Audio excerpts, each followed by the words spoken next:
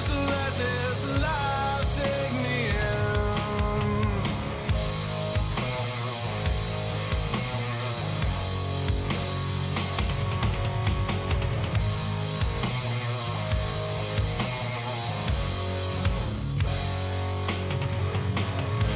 I feel a sense of burning in my heart. Part of me that I let you tear apart. I told myself it's not as bad as it seems. I let you in and now I'm breaking at the seams. I'm letting go of who I used to be. Wave goodbye to all the memories. I nod my head and turn my back to the world. And just let this life take me in.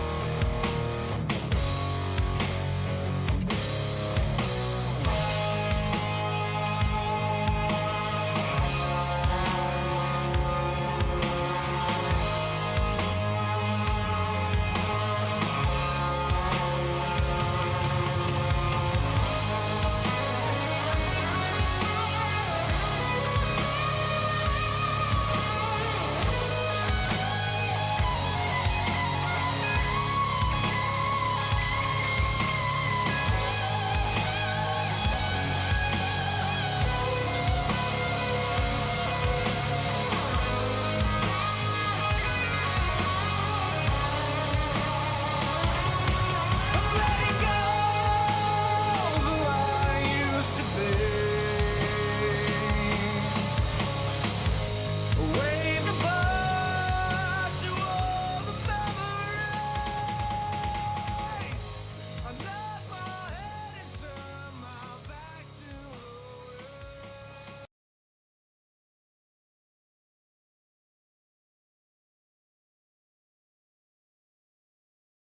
Oh, hey now, what's up, gang? You got me and Larry tonight, Pappy and Larry show. Lori's out on a sabbatical. They're seeing the fabulous Grease Band somewhere, actually, with her girlfriends. So you guys are stuck with me and Larry tonight. We're open for anything in discussion. We'll wait for some more people to tune in before we get too involved in anything. But how was your week, Larry? Mine was very good. Fine, so, same old thing, rolling along, going to meetings, going to a concert tomorrow night, and up in Allentown. So things are good, rolling along. Great. Like I said, I got a wedding to do this weekend, and that's about all I got planned for this weekend. That's enough. But yeah, see if anybody tunes in tonight, knowing it's just going to be me and Larry. Yeah. Lori gets the big numbers. You know what I mean? She gets the big draw. We're Just want to make a disclaimer, the picture you see on the screen, the people are smaller than it looks, okay? Yeah. I look very Just like large that, today. that large, you do that side view mirror, and things are, well, this is just the opposite. I This usually is like sit a lot lower in a chair. They're kind of Yes. camouflage. We're gonna get stools next time, so it just show our necks and our heads. Yeah. But yeah, we're just sitting there. We're talking recovery tonight. Whatever, if anybody has a topic they're interested in, please call in or text in. Whatever, and we'll try and cover it for you. We're supposed to have Bob tonight, but Bob's out with laryngitis or something. So luckily, we got Larry on the bat phone on retainer, and we were able to get him at short notice. Because I have no life, so I'm willing to go out Try anywhere, to yeah, club do in. anything, yes, yeah. Yeah, the last date I had was from a tree, so, But So, well, thanks for sharing. yeah, Thanks for sharing. I'm sure the Greenpeace tree hugging people will be glad to hear that. We have an animal on there. I probably abused me because I ate a date, Bum-bum. it's like offspring. But I was going to talk like some of the 13 common discussion topics in substance use group therapy, like IOP, intensive outpatient. I got a thing on here that describes some of the things. involved with it. Touch on it a little bit here. I don't know where our books were. Lori hid them there from the course, but she likes to do the course thing. She is the official smart recovery person. But so group therapy is an important part of addiction recovery that has many benefits. Group therapy sessions are typically led by therapists, which that's what Bob does. That's why I was going to touch. He's a therapist. Therapists who facilitate treatment by guiding the discussions and encouraging participation. There's several different types of therapy groups in substance abuse treatment, including, psychoeducational groups, skills development groups, cognitive behavioral groups. It goes on and on. But it's some of the common discussion topics of an IOP group therapy. One of the first things they'll touch on is bad habits. That's the first thing they say. I said, one primary focus in substance use treatment is learning how to replace bad habits with good ones. By changing daily habits, you could create a healthier and better life for yourself. However, you might need some help to identify any bad habits that you have and develop new ones that will support a life of sobriety. And Yep. man, that's so true, the bad habits. I mean, we all have them. Yeah, especially when, you have that substance abuse, alcohol, drugs, and, I feel that you need help. I know very few people who done everything, changed their habits by themselves. I had a sponsor, I had IOP, I had my group, and, not just a sponsor, but IOP too, you learn that, as you sit with a group, as I sat with a group, that, you learn from listening to other people too, not just the counselor. And you can pick up on other people's habits and how they, things that you say, wow, that was me too. And changing them is a different thing too, because I've been to IOP 3 times, and I noticed that the people who want it will try to, change their habits, try to get themselves. It's just like anything else. Just like when they go to rehab, get the people don't give a damn, and they seem more of a nuisance than anything else, and they tend to hold back the group. But as opposed to people who want it, really want it, and really, want to change their lives, you can see that, and we kind of congregated together. We had like one time it was like 8, 9 people, and you could see like the 3 or 4, maybe even 5 that wanted to do it, and people were hesitant, and people who were like giving answers that cop out answers because they didn't want to be there, they had to be there, or they just didn't care about being there, and it's a shame because I couldn't do this by myself. I needed all the help I could get. If I really wanted to change my life, I needed the sponsor, I needed the group, I needed my meetings, I needed to change my whole thinking. Then gradually, habits change. You get to the, my better side. And that's enough of me rambling. I'm not getting any comments on this monitor. They're all over there. I can't see that far. That's all right. I'm just curious because I'm not reading the comments on my phone. I'm reading from this thing. All right, and after bad habits, the second thing listed here is substance abuse triggers. It says there, a substance abuse trigger is something that makes you want to use drugs and drink alcohol again. They're dangerous because they increase your risk of relapsing. In a substance abuse group therapy, you'll listen to other people discuss their triggers. Consequently, this can also help you identify your own triggers and any patterns in your life. In theory, you'll also talk about how you responded to triggers in the past and develop strategies you can use to overcome the triggers. I mean, that's one thing. We got to get those triggers out of your lives quickly. I mean, especially in early recovery. I mean, because you're so susceptible to relapse. I mean, people, places, things. I mean, you got to keep that in mind, especially when you're early in recovery. And yourself too. It's like myself. The fact that the morning meeting today, we had this little book, how Bill sees it, and we talked about anger. You know, wrote a couple passages about anger and how that, you know, what could be a trigger too.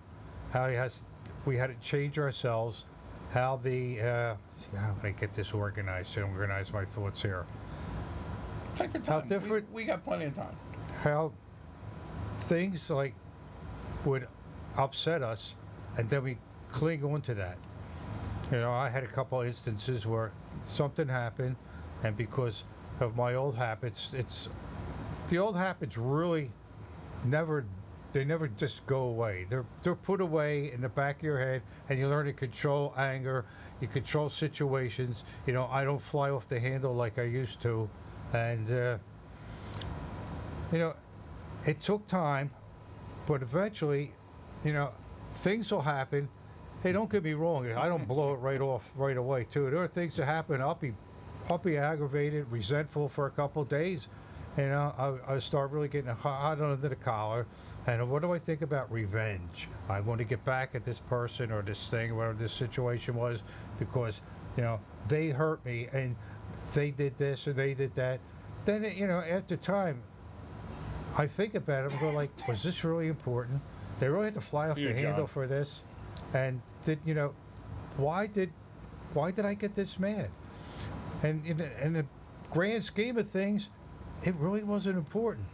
It was just that at that moment, you know, I did something. I thought I was ready to do this and do that and get all prepared, and something happens and everything falls through, and right away, Italian blood starts going, and it starts to boil. That's Italian. Yeah.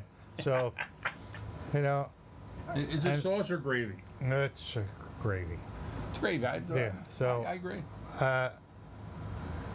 And it, you know, and I think about it, it's like, what did I get so mad for? And this is like just one of the many times it might be a trigger. Of course, then that thing happens, and then maybe something else happens, and I keep it in, and I don't let it go. I don't just let it pass by, and that's what eventually, you know, leads to uncontrolled behavior, total anger at the drop of a hat. You know, I mean, in olden days, it eventually led me to drinking, pissed off, feeling sorry for myself, and Yeah. let it go with a drink. Oh, I'm gonna, We go right to our yeah, go-to coping mechanism. yeah, yeah. Drink will make it better for what? An hour, a day, then come back the next day. It's the same old thing, and I'm still angry. Gotcha. Yeah, Well, next one coming up is forgiveness.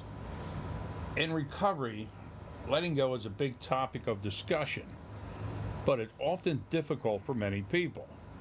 During group therapy, you'll discuss the topic of forgiveness in regard to overcoming resentments, for example. It's kind of like we were talking about. For example, if you've been holding on to any grudges, you may discuss how holding on to that resentment has affected your life. Most importantly, you're likely also discuss why it's important to forgive and how you can forgive someone in your life. That's kind of what you just touched on. I mean, in a Yeah. sense, you know, we hold on to that resentment and anger, and it just brews and just becomes worse and worse. yep. Until you know you blow your top and spills Yeah, out. yeah, that was me. Yeah, I love to hold a grudge, and you know, there's nothing. You know, I get mad at something or somebody, and it's like, I won't let it go. I will not let it go, even if it was, you know, no matter how minute it was. I just, you know, it's like a revenge factor thing. I'm going to hold this thing. I'm going to forever remember this moment where this person did this, or I did it to this person, and it's the letting go is, and if somebody hurt me, and you know, I have to look at that situation and just forgive the person, and you know, I forgive myself for building this up to maybe being more than it should have been, you know, the more than it is too, and it's just, you know, that part of, you know, just got to ease down in my life. I just can't fly off the handle, get mad at every little thing that happened, which I used to do a lot, and along with my drinking, because that would be a nice reason to fly off the handle, get angry, and let's forget about it. But I'll never, you know, I might forgive, but I won't forget your name, and I know what you did to me, and you're not going to do that to me again, and I'm going to be on my guard, looking out for you, and now what good does it do? Right. Just gets me an ulcer. That's all. I'm the one's going to get the ulcer in the end. So let it go. Let it go. Let it go. Forgive the guy. Deep cleansing Yeah. breath. My wife does. I mean, she gets pissed at me. She like Serenity Now, like the Yeah. Costanzas. You know what I mean? Yeah, well, it's better than punching walls. Yeah. I guess. So let's see where we go. All right, forget it. Negative thoughts. It's a negative thing. Negative thoughts influence our mindset and behavior. In therapy, you'll discuss this topic with others to explore the causes of negative thinking, the impact it has on your life, and how you can manage it. Yeah, well, like you say, you just touched on the negative thinking. I mean, I think we already covered that. That's definitely, we always dwell on the negatives of everything, and it's hard sometimes to focus on the positive. They always say, "Oh, you gotta focus on the positive parts of things." Like, I just smashed up my car, but hey, the groceries in the trunk are okay. I mean, you gotta look at the good, Yeah, the well, positive things. I mean, I know people like that. I'm like, and it's so true. And I'm like, man, how do you do that? That's hard. That's a hard one for me. yeah. Well, that's why they have. That's why I had the IOP discussion. Was just like in rehab. Sit down, you discuss. Everybody has their own problems and things that piss them off, and it's Definitely. yeah. So we sit there and find out what each other's, what would their solution be if they have one at all, or if they have none at all, and what you would see what the one person would think and the next person would think and what I would think about that, holding on to grudges and Definitely. the attitude and stuff like that. And that was part of the IOP. You share, you kind of help each other around. The counselor there is there just mostly to listen and throw a couple questions here or there, so and make us think a little bit. It's we don't always have all the right answers, and we might go off on a tangent on, like, if there's one subject and it totally leads to another. So you got to like reel us in back to what the main topic was. All right. Well, if you're just tuning in, we're talking about what goes on at IOP and the benefits of IOP, which is intensive outpatient. In case you're just tuning in, that's what we're talking about, and just some of the points they touch on at IOP meetings. In group therapy, when you're treating a substance use disorder. Next one is gratitude. What is gratitude? How can you feel and express it? What things or people in your life are you grateful for, and why? These are all questions you'll explore in group therapy. In doing so, you'll also cultivate a more positive attitude and outlook on life. That's a hard one, especially for a lot of people. Gratitude, it's actually one of the steps. Yeah. But that's really important. I mean, you sit back, 'cause you get to the point, you're not feeling anything. You know what I mean? You're not feeling no gratitude. All you're doing is feeling sick and angry all the time. And Yeah, it takes sometimes time. It's good. You got to sit back and think about what are the good things. Well, I never got gratitude till I started working on this, and it took time. Took before I felt anything positive and grateful for what's happening. It took like a couple years of just the work I did. Put, like I say, time at a time. Put the horse blinders on. Just keep going, working on my sobriety. Whether it was in rehab, in recovery house, in IOP, or in the AA meetings and groups I go to, and it took a long time to work to get the confidence in myself to realize that this is happening. I could feel a positive thing, and I'm grateful for all the people who helped me and are still helping me on the way. And then, I get family and people that are important in my life back in my life, and I'm so grateful for that, because it took the work, and I had it showed these people that I was serious about, wanting, have a different life. Didn't want to be the hopeless drunk loser especially in front of my children's eyes. But it takes work, and gratitude for me didn't come like that. It took time, but I worked it, and I'm not patting myself on the back. It's just a plain fact that, Plain fact, it works if you work it. yeah. I mean, you got to work it's it. a lot of hard work, but it's not impossible. It's doable. No. So don't let that scare you off. I mean, It's definitely doable. I mean, there's living proof right next to me here. I mean, It's not going to living happen overnight. It's not going to happen overnight. Right, it's not a quick fix. I mean, you didn't get into this position overnight either. Yeah. So you're not going to get out of it overnight. You got to put the work in, and it's worth it, man. I mean, sobriety it's opens up a whole new world for you you never thought was possible again. I mean, so many people. And say our next thing we're going to is mindfulness. Mindfulness is the ability to be fully present, aware of where you are and what you're doing, and not overwhelmed by your surroundings. This may seem abstract, but in substance abuse group therapy, there are many benefits of discussing this topic and practicing mindfulness. In group talks, you may also discuss the things in your life that you cannot change. Additionally, you might talk about the benefits of mindfulness and how I can get the help you need to maintain a sober lifestyle. The practice of focusing on what you can control instead of what you can't goes hand in hand. The principles of the 12-step program. I'm not illiterate. I don't have my glasses on. This print is so small on my phone, so I'm kind of struggling to say it. But that's so true. I mean, the mindfulness, the great point.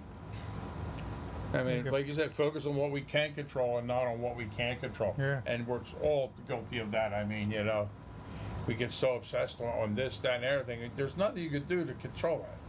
So Yeah, the only thing you can work on is yourself.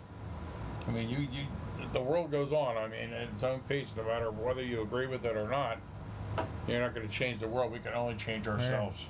And you have to be mindful too of your surroundings, and are you strong enough to handle being out with people who drink? You have to be mindfulness of, you're mindful of how you control yourself, how you feel, how strong are you to go out to a place where there's lots of alcohol, and you have to be alert and just realize if you can handle it, fine. If you can't, get out. Have an Definitely. escape plan. Escape plan or code word with your friends. The Yeah. code word works great. I mean, Yeah. anything simple they'll know, so you don't have to explain yourself. You know. I never went out for a long time. Only time I went out was to meetings, so I felt comfortable enough, and then I would only go out with people who knew my situation, which is pretty much as family too, and put myself in a spot where they knew I was an alcoholic. They knew I was trying to recover, so they were like a safety, blanket for me. That was my security blanket. So I didn't have to worry about drinking because they were right there, and if I had a drink, everything I worked for be right down the tubes instantly. So I got strong enough. Well, your friends from work, they're unaware of your situation or something. They're just trying to fit Yeah. in and get along. That's dangerous territory, especially if you're new and fresh in your Yeah. sobriety. I mean, don't test your abilities, especially early Yeah. on in your Yeah. sobriety, until you get some time under your belt and some strength, and you know your limitations better. If you're not sure, don't go. If you're not sure, don't go. Better to miss a situation or an occasion or going out with your friends rather than sitting there and, basically fighting your mind whether or not you want this drink or not. Do it. Can I get a water? Yeah. Okay, thanks. Let's grab it. It's getting a little parched. Yeah, Grab you one too, son. Thank you. thank The you. next thing is alternative sober activities. Sometimes it might be difficult to imagine having fun without drugs or alcohol. So many people that have faced this. Fortunately, in group therapy, you'll discuss alternative activities that allow you to have fun and engage with others without needing drugs or alcohol to enjoy ourselves. It's very important to identify activities that do not involve substance abuse so you can spend your free time wisely and start creating a new life for yourself. That's so important. And good to get involved with groups and their activities. I mean, the bowling and just simple things. Just thinking out to experience doing things with other sober people that don't involve drugs or alcohol. Because we equate everything, in our lives with drugs or alcohol. you want to go watch a football game. You know, you got a beer and snacks and all. You know, you can't just watch the game with just snacks. You know, you got to drink 10 beers while you're watching the Yeah. game. You know, I mean, and all your friends are surrounded by everybody in the bar. It's the whole, you know, ambiance of the room. I mean, and we just think, Yeah. you know, like, that's what we do. And you know, you go to a barbecue at your buddy Joe's house. I mean, everybody's got, you know, sit down, you know, get shit faced. That's Yeah. what we've always done, you know. To play some cornhole and this and that. That's fun. Well, it is fun, but you got to learn other ways to have fun without it. Yeah, well, a lot of it I go, you know, most of the stuff I still do, you know, and during when I was doing during my drinking days, but I don't drink. But there are other things too, like involved with a sober group, like dances, and before we used to go bowling and all, just Right. something different, just, you know, to stay with the crowd that's not drinking and, you know, build your strength a little bit. Now, like, I go to a couple hockey games a year, and when I used to go, man, yeah, oh, that beer costs too much, but I'll have a few, you know. The truth. Yeah, and that's outrageous. I'll have two, and you know, going out to restaurants or going to concerts. But now it's like I said, I'm going to a concert tomorrow. And people will be drinking, they'll be high, but that won't bother me. Then that stuff doesn't bother me anymore. But like- I have fun and enjoy it without When we the were stuff. kids or younger, you got to get it a buzz on to go to a concert. You Yeah. know? That's all part of the experience. You Yeah. know? And we just to carry on that behavior the rest of our lives. You know, until you know it becomes an issue for you, and you become addicted to that drug or alcohol, and you just can't shut it off. I mean, you just take it to the extremes. You know, and it ends up ruining the whole event for you half the time. I mean, how many big times you've been at concerts? People don't even see half the concert. They're Yeah. flat on their face out on the ground. No, I see it Oh. now. They, you know, now the people who used to get high, they drink a lot of beer, and they, you know, you can see them getting up every 10 minutes, and I know what they're doing because I did it too. Right to the bathroom, and right to get two more, and right to the bathroom, and right, and plus I got so wasted, it's like, wow, it's the best concert I never remembered. Yeah, That's the truth. Yeah. Spent half the time in the bathroom, the other half, You're standing in line. standing in line, waiting to get a couple more. Then you sit down, but no longer you sit down, you chug the two beers down, and you got to get up and get out. It's just funny how you change and you learn, like, you know, how I hang out with so many sober people now. I just fun, and I'm not in recovery, and I always want to make that clear. I'm not pretending to be something I'm not. But I rarely drink anymore, very rarely.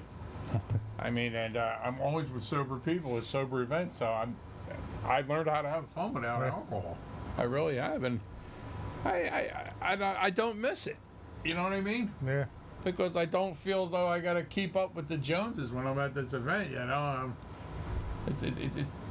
it's like a competition when you're younger and you're not in recovery. I mean, all the guys in the ER are like, oh, that's all you're gonna drink. You know, like it's so focused on like. I have a good buddy of mine who gets upset when I go over his house for a barbecue and I'm drinking a Pepsi and I'm having just one. Yeah. What's the matter? Why aren't you having a beer? Are you feeling good? He's like really upset. Like I'm not having a good time. Pushing it down your at his throat. event. Yeah, at his event, he feels like he's not. Yeah. But you Don't know, worry about me not drinking. You know, Right, you I'm drinking, fine. you're having a good time, well then you drink and have a good time. I'm not going to drink and have a good but time. he's so used to the old me. We've been friends Yeah, for of God, course. Yeah. 40 years. You know, but Yeah. it's just a different look for me, I guess, and it's hard for him to accept. And he's like my bestest friend, too. He knows what I do. He knows what we do, me and Lori. But it's just the way he is. So the next one here, the next topic you'll cover in a minute is trauma. Yeah, this is a big one. Traumatic life experiences like physical abuse, extreme loss, or even a physical injury can have a huge impact on your life, your thoughts, and your behavior. Discussing trauma during substance abuse group therapy can help you learn how to cope and address the experience in a healthy way. In addition, telling your story and listening to others share can help you restore trust and create strong bonds with others in a safe and supportive group environment. Equally important, discussing your trauma may help you feel understood, recognized, while reducing feelings of isolation and alienation. That is such a true fact. I mean, I mean, that's been the root of a lot of people's, substance use disorder. Some kind of traumatic experience in your life, whether it's a child or later on in life. It could be anything. Yeah. Could be an injury, like I said, a car accident. Yep. You're constantly reliving that in your head, and maybe you lost somebody because of an accident or something like that, and it's like you're constantly living that trauma, and then you switch to drugs or alcohol to numb the pain, and to get by and to just help you cope with it. Yeah. Well, It's very common. starts, for me too. It started as a kid. I felt like I never lived up to my parents' expectations, and that's a psychological thing that then it's like, well, the hell with it. I can't be the perfect child that they wanted me to be, and then stuff happens in school with other people, and you can't get along, and just things start to build for me, and it's all this combination of stuff, and I want that escape. If I can't be accepted, the hell with everybody. I'm going to go out on my own and do what I want to do, and I'm hurting, and I want to get rid of the hurt. So what am I going to do? First, I did the drugs, and I stopped that and did the alcohol. And even though all that stuff is past, it's still up here, and if I don't control it or just try to let it go, it's going to stay there. It's going to fester like a sore, and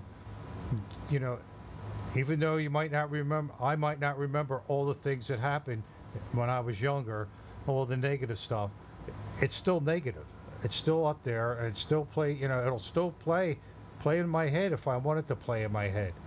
But I had to just let that shit go and just, Like for live me, on. Like when I was a kid, when I was younger, I was kind of like nerdy with the glasses, with the turtle shell glasses, which are stylish now. Everybody wears them, but I look like a real dork. You know what I mean? And like got in like 8th grade, going for 9th grade, I started changing my attitude on it. I changed my look, and I ended up getting contacts. And when I got into high school, I started hanging out with the cool kids, and I started drinking. I mean, we had right behind the school I went to there. They had down in the woods. They had these thing called the teak. They would have barrels of beer, and so I'm hanging out with all the jocks and all the all the cool kids and all the pretty girls coming up. It was like this whole metamorphosis for me. I started drinking more and more, because it changed my whole life. Now I was in with the in crowd. Yeah. You know what I mean? Yeah, I never really thought much of it. And I came from a whole family of alcoholism. On both sides of the family. My mother's side, my father. And, I always kept that in the back of my mind because I seen what road it leads you down. I seen the violence, the abuse, I don't want to say what family members, but, all of them. And as it went on, I went to college, and it just wasn't for me. And what I ended up doing, I ended up going to the bar at college. I mean, I was down the street at this bar with my textbooks with me, sitting there having a beer, like, I can't even handle it today, So now I think about it now, how sad that really must have been. And then I dropped out of college. It wasn't for me. And I ended up working in nightclubs. And there I was in with the in crowd again, with all the pretty girls and all the cool guys, and I did that for a lot of years. And I had, everything was free. Everything was free. I mean, the drugs, the alcohol, the women. I mean, it was like, but always in my head, I'm like, man, I can't get too wrapped up in this because I know I have the propensity for addiction with it. Because I didn't want to end up like them. But in a sense, I kind of was, but I wasn't. And then, finally, I settled down. I met my wife in the nightclubs when I worked in the nightclub. We've been together for 30-something years, married, and almost 40 as a couple. And it wasn't until I got married that I settled down. I changed, and especially when I had my son. I'm like, man, this shit's got to stop. I mean, I'm getting too old for this. And I was lucky. I was able to.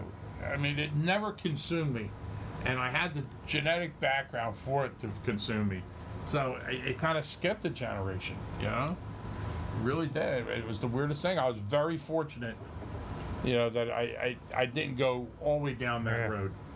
I was able to catch myself. I mean, I thank God every day I was able to come to grips with that. Yeah. 'Cause The in crowd, yeah. the in crowd, and it was. I had a great life, man. I had a lot of fun. Let me tell you, Yeah. over the years. I mean, Yeah, my kind was like a nomad. I went to the crowds that eventually would accept me.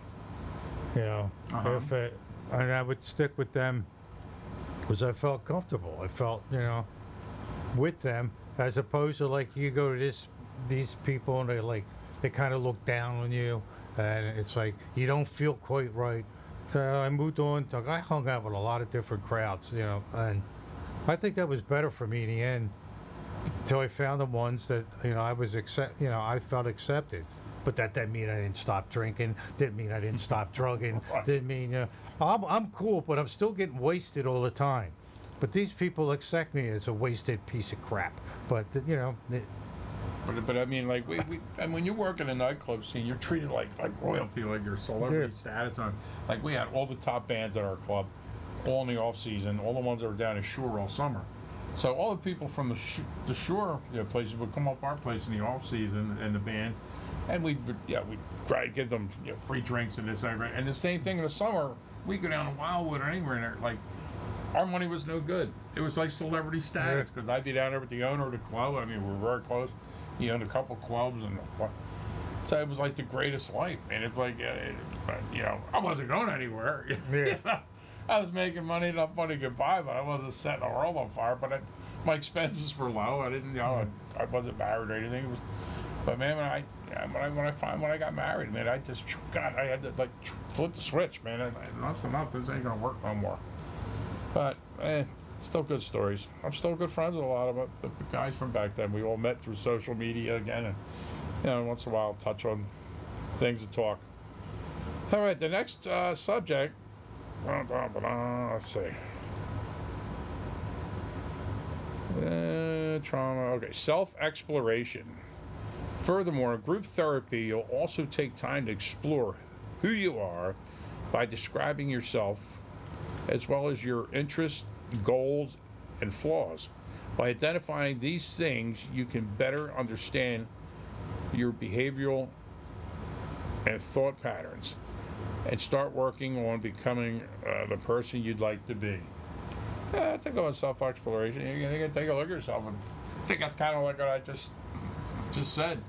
I sat back and took a look at myself, and I'm figuring, like, man, you find that it's time to get serious and to make some major life changes. yeah.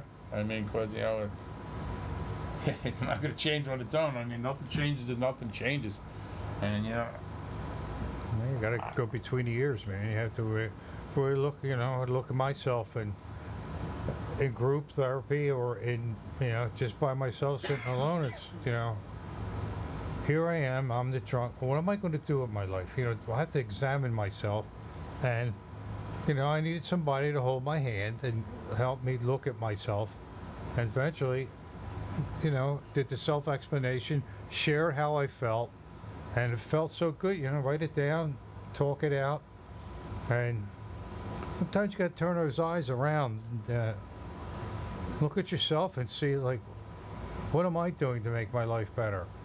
What am I, what did I do to, make any kind of improvement? Am I doing anything? And,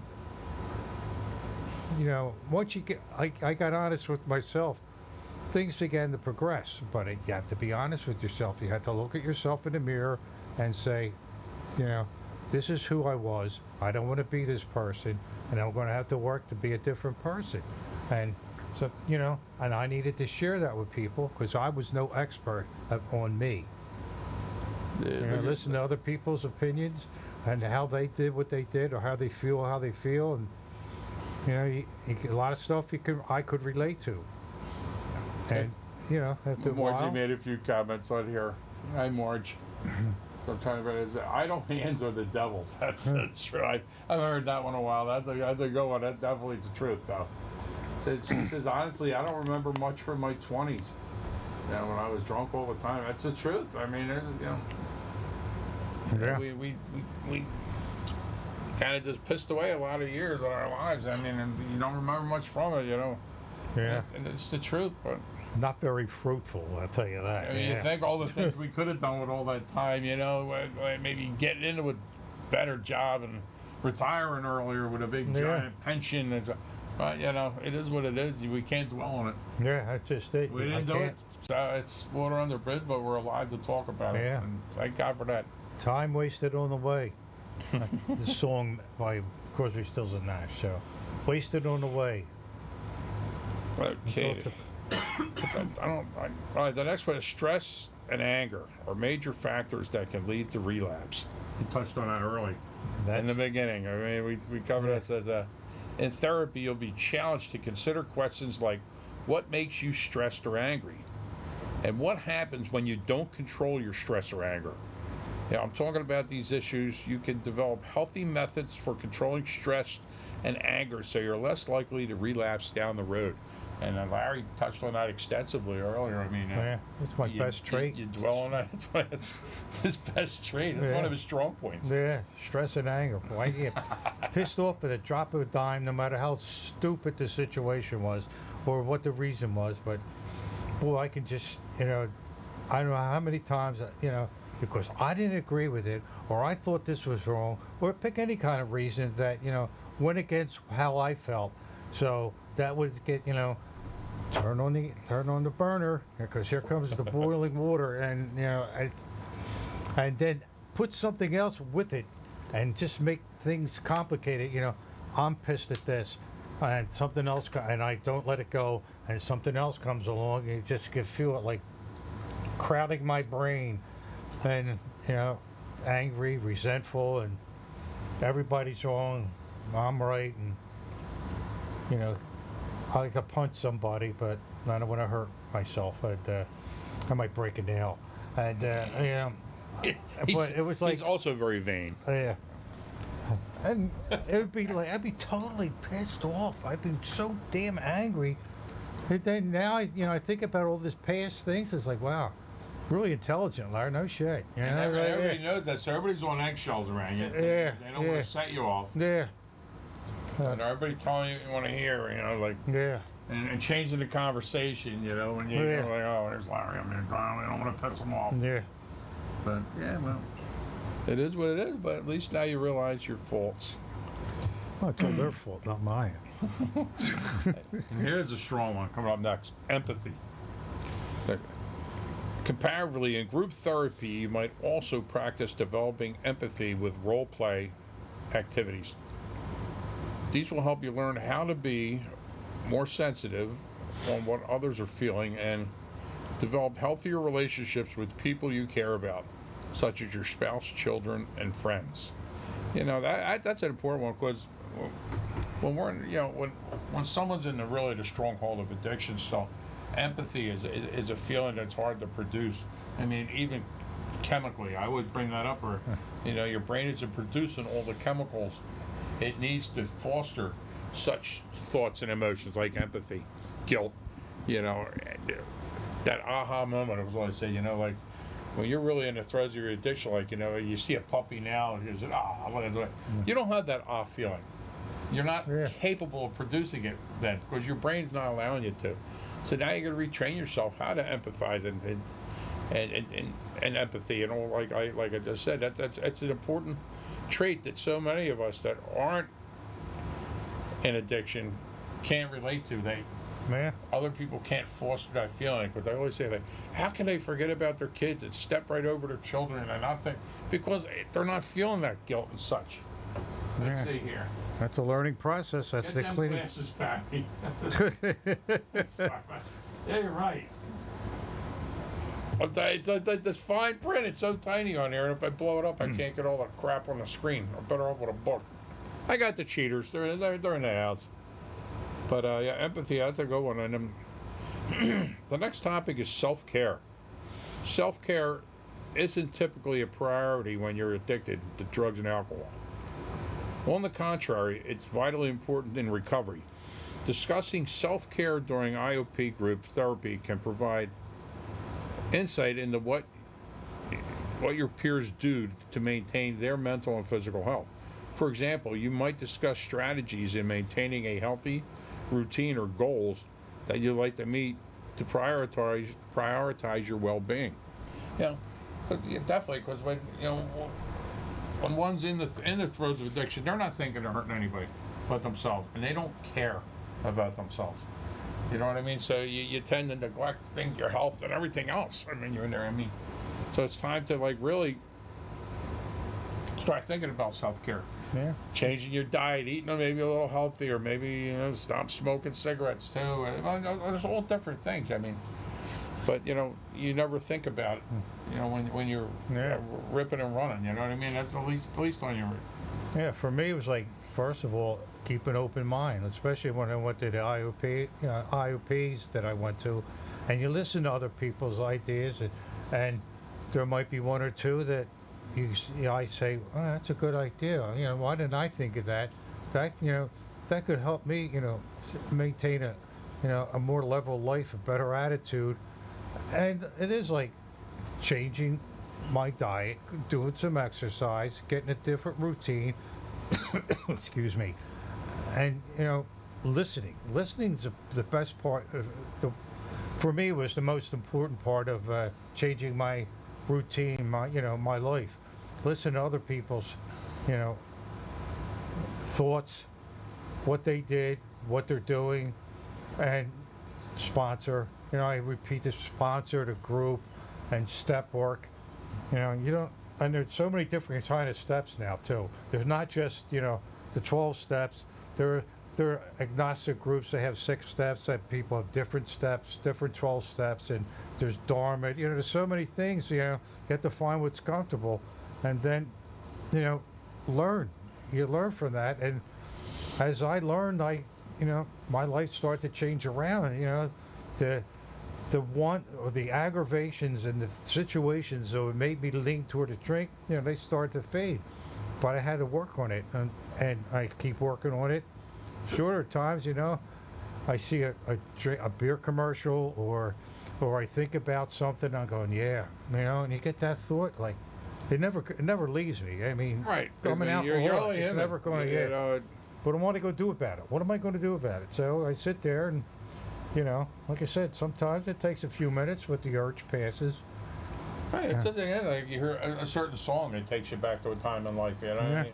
So like a commercial like that, it's always going to take you for a second back. You're never going to totally be able to erase your past from your mind. I mean, it's just not going to happen unless you get electric shock therapy or something like that. But that's why you're taught the tools that you are to deal with things like that and to just let it pass instead of dwelling on it and fixating on it and let it become a problem. But that's a great point there. Hey, people, you got something you want to say, call up. Anybody wants to chime in there, feel Yeah. free. I mean, luckily I got John on here busting my balls left and right. But on him, I'd be bored. The fat jokes, the glasses jokes. Yeah. But I love it, John. Keep it coming. I can take it, and I can dish it out too. So I'd be a hypocrite to get upset. Keep it. I love it. I love the ball bustery. Ball bustery. I never heard that expression. Ball bustery. Ball bustery. Let me put that in my encyclopedia Yeah. of slang. Put that in Webster's. And let's see. All right, after self-care, the last one of this is future plans. It says, although it's helpful to discuss things that have happened in the past, another goal of IOP group therapy is to help you think about your future too. In discussing your future plans, you'll be more motivated to stay on track with your sobriety.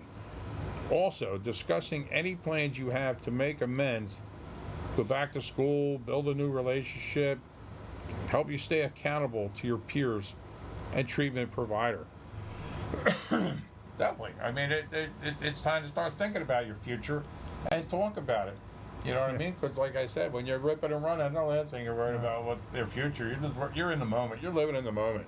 It's funny you know what I mean? mentioned that. Yeah, I was talking to my cousin today. He was mentioning the time he was like a speaker for college students, and he would have a room full of students there, and he would say like, "What are your plans? What do you want to do?"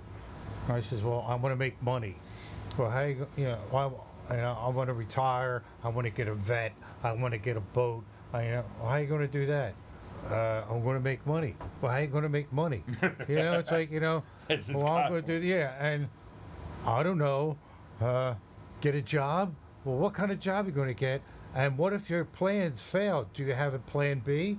Do you have an alternate plan that, you know, in case that doesn't work, there's something else you could do? And, you know, you kind of like, you know, write down what you want, how you're going to get it, you know, and what your future plan's going to be. And that's pretty much like it was for, you know, and it's amazing that that subject came up today because, you know, tonight. ironic, because- you were just yeah, involved. and it, Like deja vu. yeah, it's like, well, what are you going all to the do? French I'm I going to know. get sober. Good. How you going to get sober? I'm going to do this work. I'm, you know, I'm just going to go to. I'm going to go to meetings. Well, you know, what if the meetings don't work? You're going to get a sponsor, or you know, what are your future plans? And if you know, I'm going to go to meetings, but the meetings aren't working for me. So what's your next plan? Yeah, you definitely gotta have a plan B. You Yeah. gotta have a backup. You got I to, mean, you know, it's just like everything else. You got to have a, you got to make progress, but you got to plan yourself too, and you know, be prepared for failure because everything's which not is going to so- work out the way you want it. which is or the so way I true. want And it. I mean, when we say failure, it could be on so many different levels. But I mean, one thing I want to touch on is relapse. I mean, relapse is very common in recovery. I mean, you hate to say, it, but it's very common. But don't let don't let a relapse become a collapse. You know what I mean? And a good therapist who used to run our family group always said that, and it always resonated with me. Dana Cohen always say, you know, don't let a relapse become a collapse. I mean, you got to pick up where you left off and just keep striving forward. I mean, don't throw in the towel, throw up your hands, and give up. Yeah. You know what I mean? It's not the end of the world. It isn't. I mean, and it's very common in recovery. You got to keep pushing. You got to keep pushing. You got to work harder, and it is available. I mean, sobriety is you're capable of it. I mean, I see living proof of it all the time with so many people, and it's worth the effort. It's definitely Yeah. worth the effort, I'd say. Did that once. Just breaking. I know that, John. I mean, Did that once, yeah. The first time around, went to rehab, did nothing, and you know, I relapsed and well, the first pretty time you much I didn't take it collapsed. serious. I know Yeah. your story. I mean, you went through big the cloud. motions. And it's like, ooh, look at me. Yeah, you went through the motions to appease everybody else. I mean, it wasn't for you. It was Yeah, for I everybody might else. have, yes, subconsciously appeased everybody else and thought, here I am. And, you know, I've arrived. And once I relapsed, you know, it was worse the second time around. Was it really? And I didn't, you know, it's like I said, don't let it be a collapse. It was pretty much a collapse, though, till, you know, my cousin, you know, for the 8th millionth time, everybody asking me, telling me to get help, you know, whatever you need, we'll do. And, you know, And that's the ironic part. People give up. Oh, we did it a million times, but you know, that Yeah. 1,000,001 yeah, could be the I time. think they did, yeah. And most success stories, like the hardest, you know, to break people, it's always a moment like that where something resonated with them enough, and they just got that aha moment to Yeah. take it seriously and embrace the recovery. I've heard that so many times. I mean, and it catches everybody by surprise. Like, holy crap, we didn't think he was ever going to change. Yeah. You know what I mean? And Right. you know, and we hear that time and time again. It says, is substance abuse group therapy effective? Yes, many research studies provide evidence that group therapy is highly effective in addiction recovery. For example, here are some of the main benefits of participating in a group therapy discussions while you're recovering from addiction. First one, gain greater self-awareness by listening to others share. Boom, you just hit on that a minute Yeah. ago. Well, you sat back and started listening instead of like going, I don't want to hear this shit. Yeah. And now you start listening to others. You weren't the center of attention. You weren't the focus. Yeah. Listen, what Larry just touched on that. That's so true. It's a lady here, Lori Pakar. Hey boys, Lori Pakar. Oh, that's Lori saying hi. Yeah, I know who it was. Hey, boys. Boy, hell, you must have seen us when the water was cold. Yeah, Two kinds of boys. There's bus boys and cowboys, and we yeah. ain't neither. yeah. Hey boy. There's Lori reporting in from her concert, touching in there. You should see, Lori, we got about 1,000 people on here. I don't know what's going on. Yeah. That's the 900 are wrong numbers, but that's okay. Russian bride's calling for Larry. But anyway, improve your communication skills. Boom. There's another Yeah. benefit of going to meetings, and it is because it takes a lot of guts to raise your hand and start talking at meetings and all. But once you do, you start feeling better. You're getting this out. You're Yeah. talking to people that understand what's affecting you. Where you can't talk to the guy next to you at work or whatever. If they don't understand addiction, there's no sense even talking to them. They're not going to help you. Yeah, took me a while. Because so many people think they understand addiction, and I say as well, but it's merely just their own flawed opinion of addiction is what it is. No And I was religion. one of them people. No religion or politics. Yes, communication, learning how to speak. Hey, when I first, when I got serious about it, I went and I listened first. And the first few times I shared, I couldn't put two sentences together. I was like, hamana, and I was, people were like, I thought people were like, oh my God, this guy's crazy. He didn't know what he's talking about. But they did know what I was talking about because they all went through the same stuff that I did. And as I got more comfortable, I opened up more and I felt more relaxed and I didn't feel ashamed. I didn't feel like these people were laughing at me behind my back. And, Do you know, We're Joe Biden's a Catholic? I'm sorry, no, Lori said Yeah. no religion or politics. Yeah. I get them both out of the way. we don't get into politics, so definitely not. Yeah. Not this week, holy smoke. But, and improve your communication skills, we covered that. Bond with sober peers through shared experiences. Definitely. They're going there, you bond with other people that are in sobriety, they've been through it, and you can grow through them. I mean, it makes you feel more in control and makes you feel more normal. Yeah. You feel more normal amongst your peers than with, people that aren't suffering the same consequences and the same, you feel like you're less of a person amongst them, like, they can control their stuff, look at me, I'm sitting there.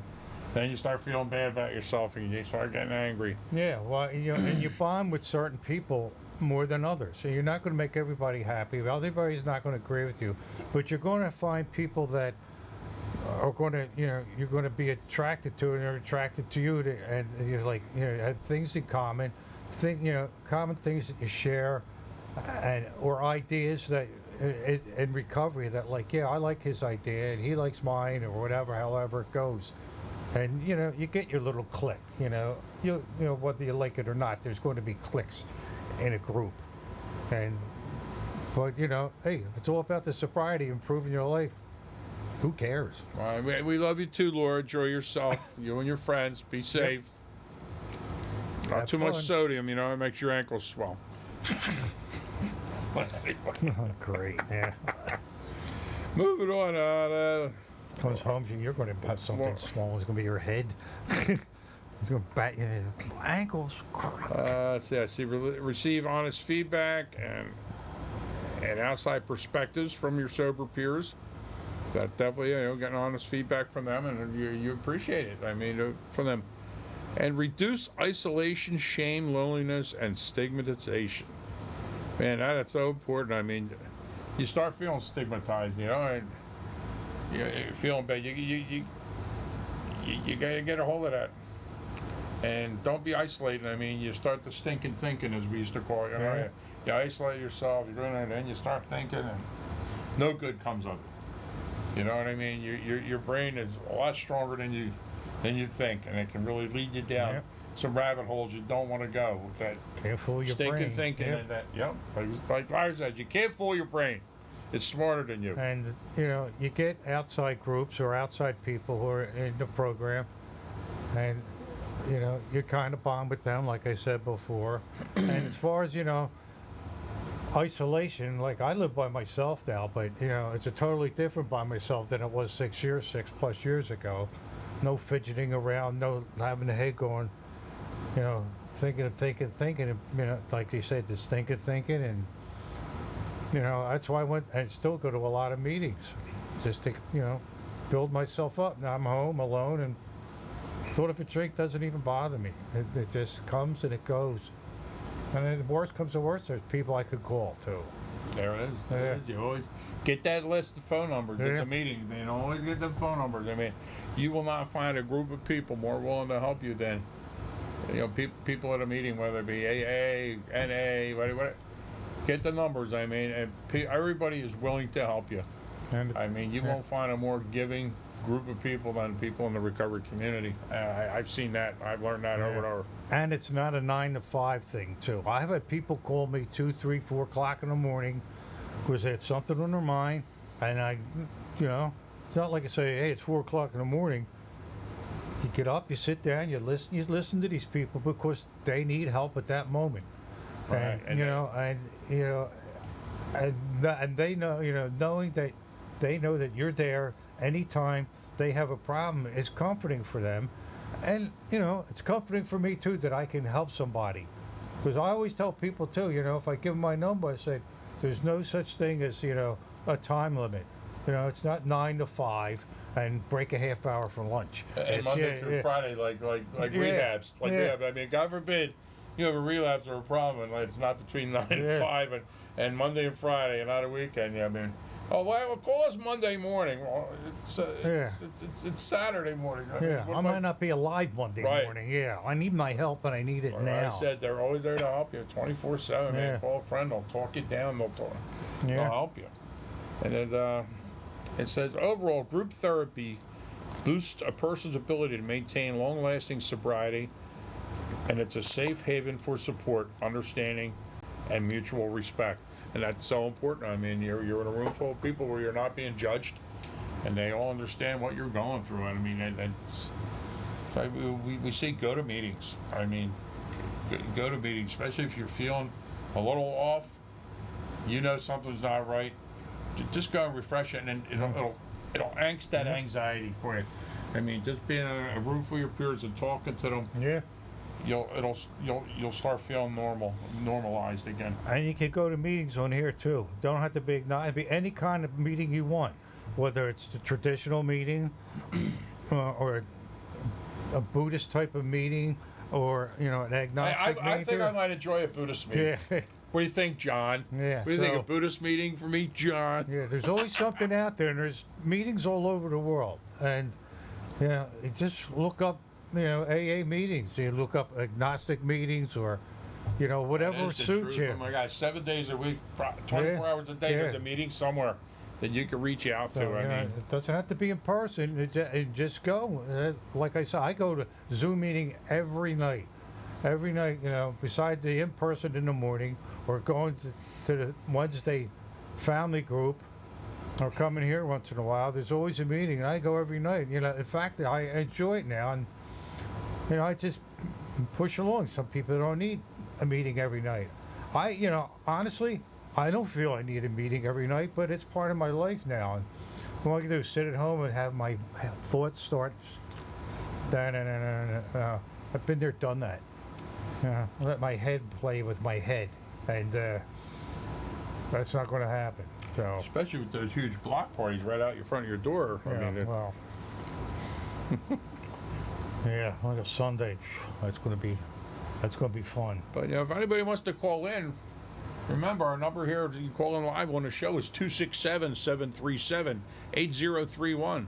We'd be Yeah. glad to talk to you. We'd be glad to hear from you. Yeah, if Or you got to criticize, or pull te- up and cry. I mean, Or text in on the line here, and if it's after the show, after hours, if you text that number or call it, that'll go right to Lori's phone. I mean, she'd be more than glad to talk to you. Probably not tonight for a while. She ain't gonna be home for a little while. And she's out there in her poodle skirt on, dancing to the Amazing Grease Pants somewhere. Her and her girlfriends, Shauna Na. Shauna and I out there. But yeah, feel free to call in. I'm skating around here looking for some topics. I'm gonna log into the show so I can read the comments a little easier. There we go. Let me turn down the volume. Oh, look how big it is now. I can see it real good now. What are we talking about tonight? Too trying to late. think What of we what got? we All talked right, about at the, Pappy. Just more to love, man. Thanks, John. But Yeah, so I'm trying to think of what the subject was.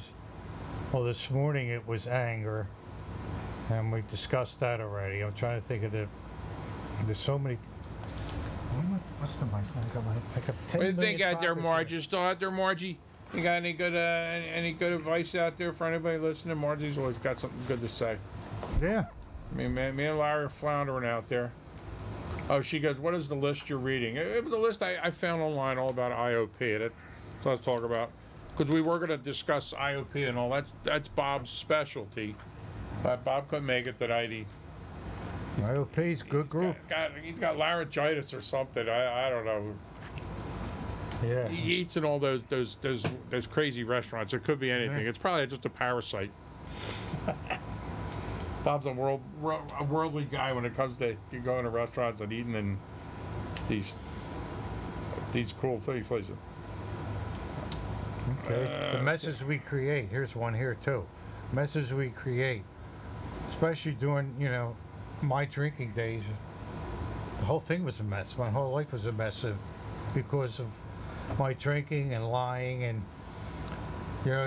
losing jobs. And it made a mess of my life, and it's not just me too. I'm surprised. Once I started to try to get sober again, I realized how I messed up a lot of people's lives. Family, friends, and just because of my drinking, and people on edge, and people didn't want to talk to me, didn't want to be with me, and it was all because of me and my drinking. And I had to work at it to get these people back. But I would first, it would be like, well, those people don't know my situation. They don't like me because of this and that. Well, they don't like me because look at what I was. And then realizing, as time went on, as I looked at myself, no wonder people don't like me. I was the mess making over the mess. I was the one creating the whole situation here. And I had to realize that to get these people back, I had to do work and realize that I was the guy who created all this, and I'm the person that's going to have to fix everything. And Boy, television really does add 40 pounds to you, though. Now I can't stop looking at myself on the monitor. well, you just This like gray shirt yourself. is not Yeah. giving me any justice. Yeah. Yeah. I usually wear a black one. Well, here's another one. Happy sobriety. How do you do it? Well, do it by the harder you put the work in the beginning, the better you feel later on. That's the way I looked at it. Was I put into it. Once I got that aha moment and started to work on it, I just dedicated my whole thing. My whole my life. To doing this, to getting sober, and things got better. It took off like a rocket ship, and I feel so much better now. I'm goofy and I make stupid jokes, and because I feel a lot better now. Not that depressed individual who oh, I don't drink anymore, but this, but that, but everything. Now it's just like I said, I put that work in, and I seen other people put the work in, and I see as time goes by, how much happier they are, how much sobriety, has changed their lives and made them, happier, more content. And More the people, positive. yeah, They have a more positive and the attitude. people around them, especially their loved ones, the people around them, they're happier too. And it's not kumbaya, it's work, and it's continue work. Because like your friends that aren't in sobriety, you never hear them full of so much positivity Yeah. or anything. It's like, Yeah. yeah, my job sucks, but it is. I mean, you're around Yeah. sober people. They're so much more upbeat and positive.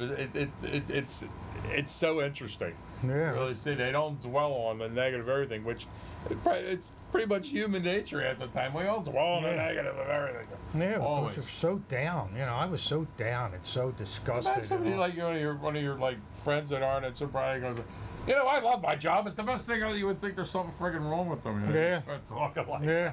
like, what the hell you want? Yeah. And there was another thing I was talking about too. Spending energy on things that don't matter. That's another thing too. Getting all hung up and aggravated over stuff that doesn't really matter. That's really not important. Like I was discussing earlier in a program.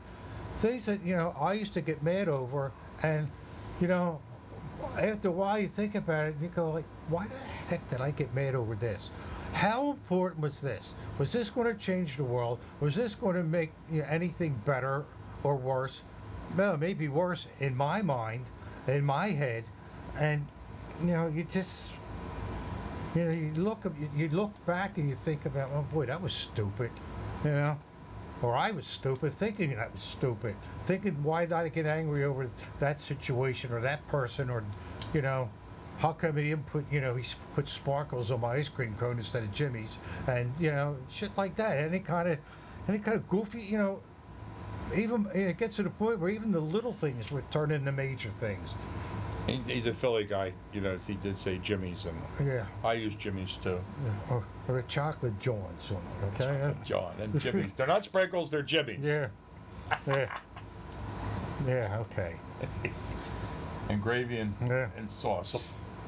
Living in the moment, Live one day at a time. Living in the moment. Can't worry about the past. You can look back, but don't dwell on it.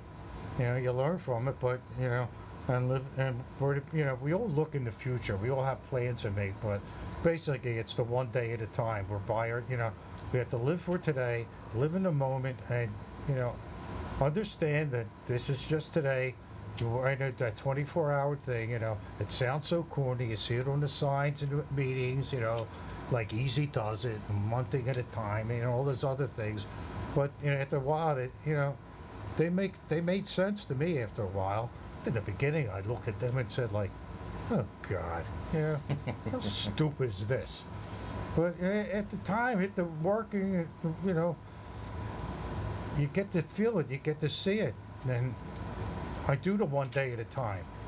Of course, I have plans and look in the future and all, but as far as life is today. Tomorrow will be tomorrow.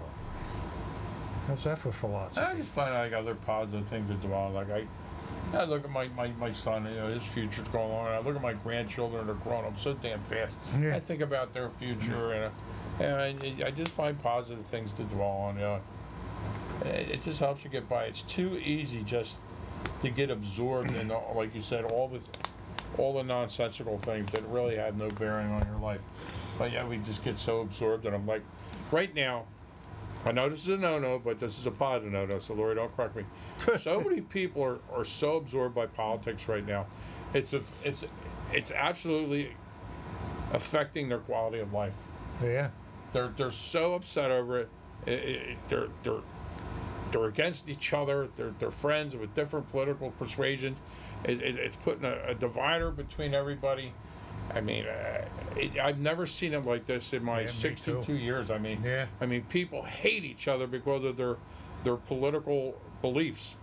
I mean, and like, I just want to put that out there. I'm not saying one way or another, but it's right in our in our preamble and all that. United we stand, divided we fall. And this country has never been more divided. It's terrible. And another thing that causes division is drug and alcohol abuse. There's still so much stigmatism out there, and so many people that don't understand addiction, and it's dividing us even more on that. Or, Yeah. people have their own beliefs. It's not a disease. It's a poor choice. Get your shit together. And I used to be one of them people, so I can't get angry at them. It would make me a hypocrite. It wasn't Yeah. until I educated myself and I understood all the parameters of addiction that it is a disease, and it's not a disease that's curable. It's a disease that's maintained Yeah. through healthy habits of sobriety. For lack of a better term. Yeah. Some people say, I know it is. It's not. It's not curable. It's like diabetes. You can live an entire full life in a diabetes as long as you take your insulin and watch your diet and everything, but you never cure it. And people argue with that. I know a guy that cured it. Well, whatever. Yeah, like alcoholism. Oh, I'm cured. No, you're I'm not. cured. I could drink again. How many times have you Yeah. heard that? Yeah. Well, my favorite is he's only drinking beer. He's not drinking liquor. Yeah. That's my favorite one. Yeah. He's not drinking the hard stuff. He's not drinking beer. Yeah, there's no alcohol in beer. Okay. I'm only drinking wine. Yeah. And Okay. that's people's just wacky beliefs. They Yeah. don't understand even their own Yeah. addiction. Yeah. Once an alcoholic, always an alcoholic. And for some people, it might sound, oh, how could you say that? Because I am one. Yeah, all right, because I am one. I I know gotta I'm one. I pass. always will be one. You know, you have to be sensitive with me. I don't need flowers or a security blanket or teddy bear to sit in the corner and suck my thumb. I know what I am. You never heard me say, I'm a recovered alcoholic. Yeah, yeah, yeah. I think I'm like, how could you recover? You know, I was like, well, I'm glad you're recovered because I know I'll never be recovered. Yeah, and yeah. What specifically surprised you about your recovery? Well, there's a whole lot of things there that surprised me about my recovery. The first thing was working on my recovery. Thinking, you know, when I first, you know, got really serious about it, and sticking with it was the surprise thing for me. You know, of course, in the beginning, everybody's gung ho. Yes, I'm going to work on this. I'm going to be, I'm going to be Mr. Sobriety.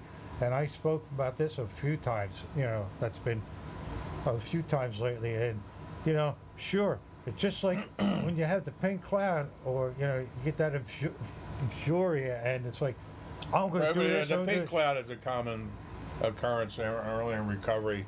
Like you said, in euphoria, you're like, everything's great and all the chemicals are all trying to get balanced in your brain and all. And you're like living high on the hog, this and that, and eventually it kind of. Yeah. Then Come on. reality sets in, and then life sets in, and then you have problems set in, and situations set in, and you get frustrated because you know I get frustrated because I don't have a solution. Instead of working it out, I just get aggravated and let things cram in my mind. And what happens? I drink again. Yeah. Or you know, if I was doing drugs, I'd probably do drugs again. But the things, you know, like now surprise me is that the work that needs to be done, but I did it, and I had people who helped me, and that was another surprise too. It's like, oh, you know, it wasn't one specific thing. It was kind of like the whole program of working it and staying with the program, even when things got a little flat and a little dull, but I stuck with it. And when things did get dull and you know boring, you know, I talked to people about it, and you know they went through the same thing too. A lot of them do go through that same thing. Well, once I got past that, you know, start the engine running again and start picking up on things that, you know, that I needed to do. And like I said, now it's like part of my life. It's not a problem anymore. It's interwoven with my life now. That you know, the recovery, the life I live, you know, the life I try to live. And that's a surprising thing, that wow, I can do this, but I can't do it alone. And even now, I know I can't do it alone. I know what will happen if I just say, I'm done with AA. I got it. I'm cool. I'm Mr. Sobriety. It's only going to take time before it starts working again. The wheel starts spinning. The gears are grinding, and who knows what happens later on down the road. Oh, good. And remember, if you have any questions out there, feel free to call in, or you know, if you want us to cover future topics on other shows. I mean, give us some ideas what you're interested in. Tonight, I touched on IOP. You know, for anybody that doesn't know, you know what IOP was, I just wanted to give you a little insight into that. Yeah. That's what we do. I mean, Larry's is so involved in his recovery. You won't find many people so devoted as he is, and like you said, it gives him. He enjoys what he does. I mean, and it's a labor of love. Yeah. I mean, me and Lori really enjoy trying to talk with people and give them advice on what's worked and hasn't worked, you know, for us and other people we come in contact with. Yeah, it's not just a labor of love, it's a labor out of necessity too. Right. I mean, it's something I need to do, I have to do. And, you know, going back to IOP, you know, like I said, I went 3 different times. The first time it was like after my first DUI, and, you know, I didn't really pick up or do anything. You know, it was like a progression thing. And the second time was when I got out of Living Green and went to that IOP. I had discussions with them that I start picking it up and start opening up. And there were times where I get frustrated because, you know, I'm trying to get serious, and there are other people there who just didn't give a damn. And I mean, I was like, I'm here trying to help myself. There are other people here too trying to, you know, I'll see them relate. sitting in the back of the room, not and it's raising like, their it's like, hand, it's like, you know, just going through the motions, but they're not putting in the work. then, you know, when I got to court again after living here, they said I had to go to IOP again. But, you know, and that was down under the L, like around the old Margaret Orthodox. I forget what transportation center they call it now. But, and there was a lot of people in the city who had to go to that. And let me tell you, the frustration level there, it was like, I don't care. I had only here because I had to be here. But I strived, I kept myself focused on what I needed to do. And people noticed, and I actually spoke there one time. And, you know, there's like 30 people there, maybe. At the maybe bus 15 depot? No, yeah, the bus, yeah. In the bus, yeah. Yeah, I was behind the seat with the microphone, yeah. Attention, And yeah. now we're entering the Kensington section of Philadelphia, Yeah. the drug capital of the. Yeah, and you know, I spoke and talked about how I feel, and I see people like are getting up and walking out, but I hit a chord with one young person there, and you know, we have our IOP, we have our little, everybody has their little groups in different rooms, and then they have to bring pizza in every time, and we have like a 20-minute break, and the one counselor said, this guy wants to talk to you, this young kid wants to talk to me about recovery. And it felt good that, you know, I got through to somebody. I wasn't all that, you know, long in recovery anyway, you know, it was maybe a year, maybe less than that. But to get through to somebody and have somebody, so over that 20 minutes, we talked about, you know, how things are going, how, you know, what brought you here, well, you know, what are we going to do about our lives? And it felt great to get through to that person, because, you know, and it helps me too. It helps me, it feels good that this person, you know, got a message where I see, you know, apathy, that don't give it, you know, nobody cares, that, you know, from a few people, no, let's get it right, a lot of people. And it felt good, believe me, it did feel good. You know, that's one of the things I miss most when doing outreach. You know, I would go down into the encampments and all down in Kensington. I've talked with hundreds of people. I mean, and then out of the shadows, the grittiest, roughest looking person came up to you and said, in a minute, can I talk to you? I'm like, yeah, sure. And they just start talking to me because, you know, you could tell you resonated with them. I mean, and Yeah. there's people all the time talking there, and most of the time they're just looking for what do you got to hand me for free, you know, and they're done with you. And for them to come out and actually try to engage with me, I knew I made some kind of an impression on this person. Yeah. Where they found me to be plausible and for real, and I was. I didn't sit there and tell them their faults and this and promise them this and that. I would just talk to them like human beings. And just doing that was just so out of character down there. And they would come up and they would talk to me. They knew my name. They knew my story. They knew about my son. They asked me how my family was. They were like friends. It was Yeah. the most thing. I mean, and they don't talk to nobody. And I mean, I used to get so much out of that. It was so fulfilling that they would Yeah. entrust and make themselves vulnerable to talk to me, because that's one thing you don't do. You don't look soft. You don't Yeah, you don't want to play appear the vulnerable tough, down yeah. there. And they would take that chance on me to tell me their issues and what's going on, and just Yeah. to be friendly. Man, I miss that so much Man, from down there. yeah, people get afraid down there. They don't want to be walked on. They don't want to be taken advantage of. So And we got like 9 minutes left, folks. 9 minutes and counting. I mean, we could always end early. Lori would never know the difference. She's too busy oh listening yeah, to the You oldies. try that. Okay, yeah. The oldies. You remember ever driving a car and you hear a great song? Man, that's a great song. Then you realize you're listening to the oldies channel. You're like, holy shit, that's not an oldie. The 50s and listen. 60s, that's the oldie. Yeah. Man, I'm old. You hear it in the supermarket, So- then you know you're old. That's a Yeah, reality yeah. check there. I mean, you Yeah. realize you listen to the oldies channel. It's like, oh my Ugh. God. You know, sometimes when I go to the supermarket and they play old tunes, and they, you know, us elderly people, they're walking down the aisle, pushing their cart, singing and dancing with the tune. It's like, wow. You know, before it used to be a big band, used to be Elvis Presley or country music. Clean up an Now aisle they're- four, yeah, clean up an aisle yeah. four. Now they're playing Then the the stuff Italian that guy I- knocked yeah. over the ragu again and broke Yeah. it.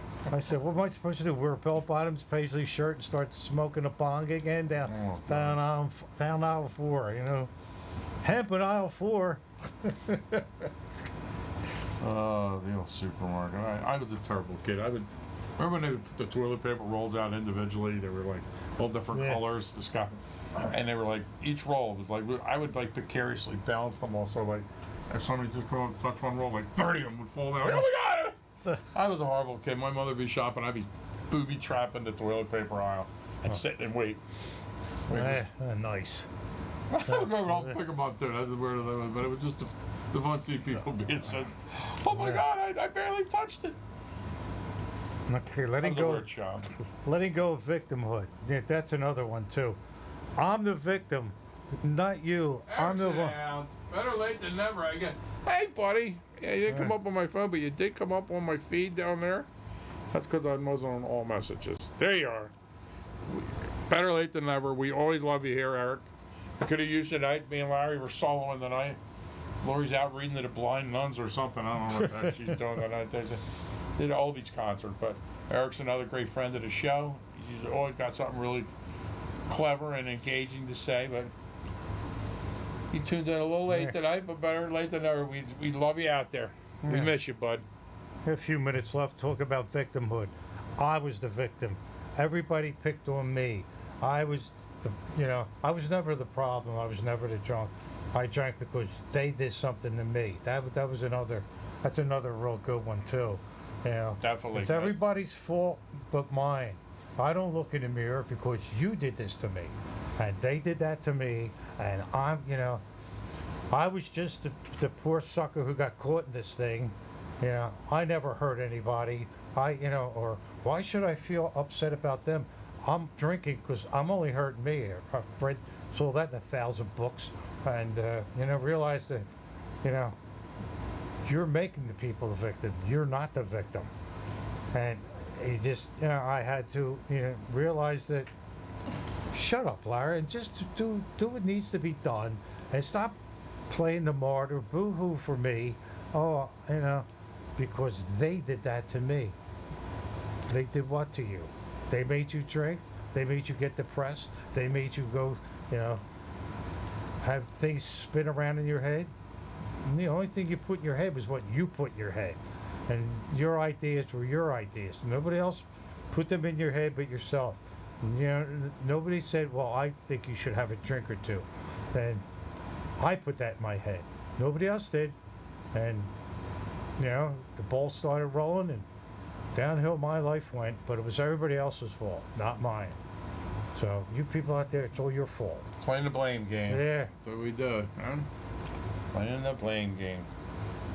But, yeah, we're running out of steam here. We covered a lot of topics. Yeah, we got 5 minutes though, A lot of topics. I mean, I don't know.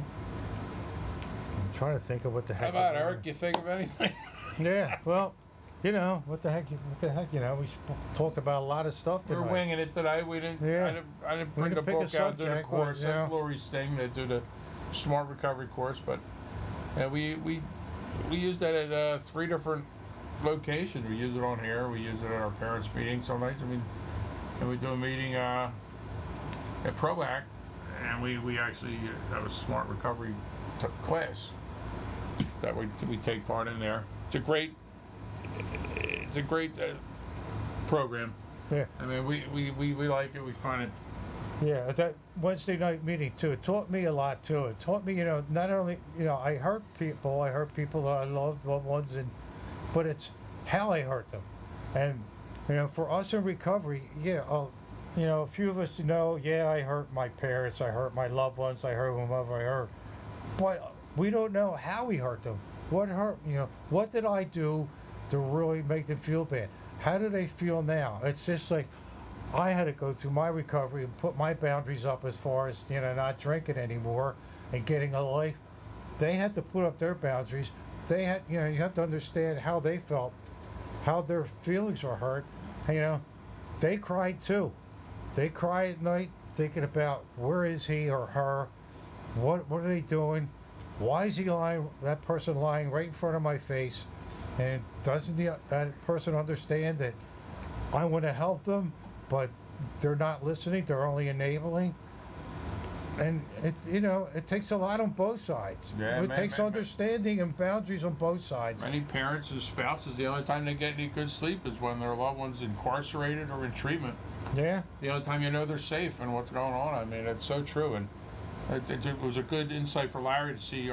He came to our parents' meeting just out of curiosity, I guess, at first. And now he enjoys it. He comes all the time. He sees the other perspective. And that would happen a lot when we would have the patients come in and sit on one side of the room and Yeah. parents on the other. Both sides hearing the other side's story, it was great interaction and all. So very inspiring for so many. Take care, well. Good night, John. Be safe. See you next week, or I'll see you in the Radio Shack. You're due for a trip over here. I haven't seen you for a while. But John's a friend of ours too, on the side, outside of recovery. He's a whiz with electronics. We got a lot of whiz. I got Eric out there, is a whiz with appliances. I got John, a whiz with electronics. Got Larry, is a whiz with recovery. I'm surrounded by wizards. Yeah. But When the wizard walks by, it's Ozzy Osbourne. Oh, let that walk like a minute. We're just kind of babbling on. We got like a minute and a half, I guess. So I appreciate you all tuning in. Yeah. I'm sorry if I 17 wasn't as engaging as Lori is. No, I'm not getting engaged She's anymore. pretty anyway, good, so, but yeah. me and Larry were winging it tonight. We were supposed to have Bob. Bob lost his voice. He had something. Yeah. Bob Matthews. He's our facilitator for our family meeting So they put on somebody, Wednesdays. Yeah. So they put somebody in who lost his mind. And he's also a Instead of clinician with the Rehabilitation Center, Livengren. And he's an IOP person. He does IOP meetings and all. I'd like to have him. He's a great source of information. He's, he knows a whole hell of a lot more than I know. And people in recovery, go to a parents' meeting sometime. Go to a parents' group. Be surprised what you learn there. Well, and if see you're the local, feelings. every other Wednesday at Livengren, it's free. You don't have to have anybody in treatment. Yeah. It doesn't cost anything. The Livengren and Ben Salem campus. Listen to the loved ones and what they're Every going other through. Wednesday, yeah. if you're not sure which date, hit Lori up on the phone number up there, and she'll let you know. It's a very enlightening meeting. It's a great meeting. And we've been Yeah. doing it for almost 8 years now. Yeah, except for the other And week when they canceled the meeting and I showed up, and that pissed me off. That gave me a resentment. Thank you, Eric. I'm ecstatic to you too, my friend. So, So that being said, there we are. We're at the 10:30 mark. We're all good. We thank you all for tuning in as always. And I thank Larry for coming on the show. Thanks, Larry. It's always good to have you here. I thank my producer, Rich, behind us. He's behind the scenes. You don't see him. Tune in next week. Next Friday, we'll all be here again with Lori. And as always, I just want to tell you that recovery works if you work it. Good night, people. Thanks for tuning in. We love you all. Be safe. God bless.